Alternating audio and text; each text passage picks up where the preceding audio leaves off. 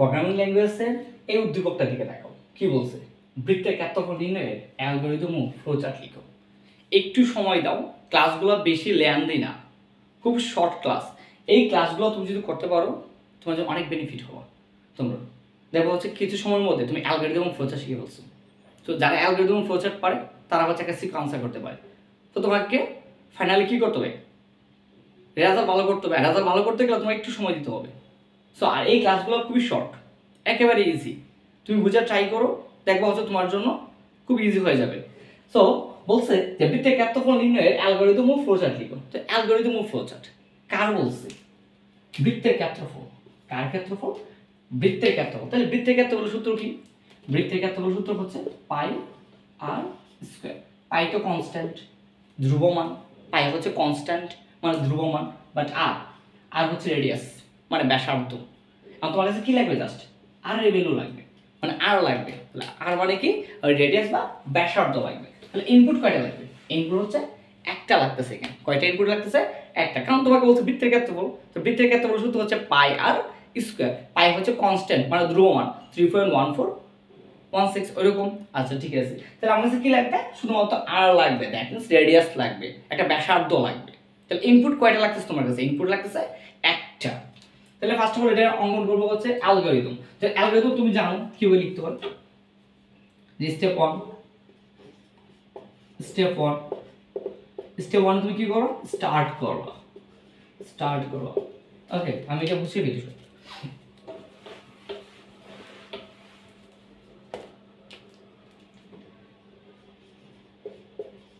Step 1, এই step 1 তুমি কি করো?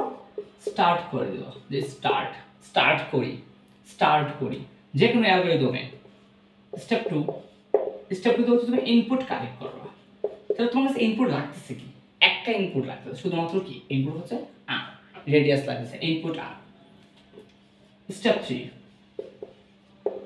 3 ইনপুট নিছো, তারপরে কি তুমি প্রসেসিং করবা, প্রক্রিয়া করবা। এন্ড প্রক্রিয়াটা কি? বৃত্তের ক্ষেত্রফল। Okay, area, that means area. কার এরিয়া বলছে? বৃত্তে। তো বৃত্তের ক্ষেত্রফল সূত্র হচ্ছে পাই আর স্কয়ার। তাহলে পাই ইনটু এই যে আর স্কয়ার আছে না, এই আর স্কয়ার মানে কি? আর ইনটু আর। তুমি যখন দুইটা আরকে একসাথে গুণ করবে সেটা কি হয়ে যাবে? স্কয়ার হয়ে যাবে। তাহলে আর কে বাংলে মানে আর স্কয়ার বাংলা আর ইনটু আর। স্কয়ার আকারে লেখা যায় না, এটাকে লিখতে পারবা না সরাসরি। তো এটাকে ভেঙে লিখতে হবে যে পাই ইনটু আর ইনটু কি? আর। তো এরিয়া ইকুয়াল পাই আর স্কয়ার। দেন স্টেপ 4 তুমি কি করবা? প্রসেসিং শেষ। দেন হচ্ছে কি তোমার একটা রেজাল্ট আসবে, তোমার একটা আউটপুট আসবে। ওই আউটপুটে তুমি কি করে দিবা? প্রিন্ট করে দিবা, প্রদর্শন করবা যে কি আউটপুট আসছে। তাহলে এখানে আমরা প্রদর্শন করবো, প্রিন্ট করবো, যে প্রিন্ট। ওকে, আমার কাজ শেষ ভাই, কাজ শেষ। বৃত্তের ক্ষেত্রফল নির্ণয় করছি, কি ফলাফল আসে ওইটাও নির্ণয় করছি, দেখাই দিছি। স্টেপ 5 এ যায় শেষ করে দেবো। স্টেপ 5, স্টেপ 5 এ কি করবো? স্টেপ 5 শেষ করে দেবো, যে এন্ড করে দিই। কি করে দিই? এন্ড করে দিই। এটাই ছিল তার কি অ্যালগরিদম।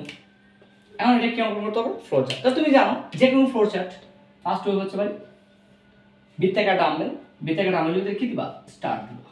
এটা হচ্ছে স্টার্ট, তারপরে একটা তীর চিহ্ন। তারপরে তুমি যে ইনপুটগুলো নেবে না, এগুলো হচ্ছে সামান্তরিক ভিতরে নিতে হবে। সামান্তরিকের ভিতরে ইনপুটগুলো সামান্তরিকের ভিতরে। তাহলে ইনপুট তোমার লাগতেছে শুধুমাত্র আর, রেডিয়াস। ইনপুট নেওয়ার পরে কাজ হচ্ছে প্রসেসিং, আর প্রসেসিং হচ্ছে আয়তের ভিতরে।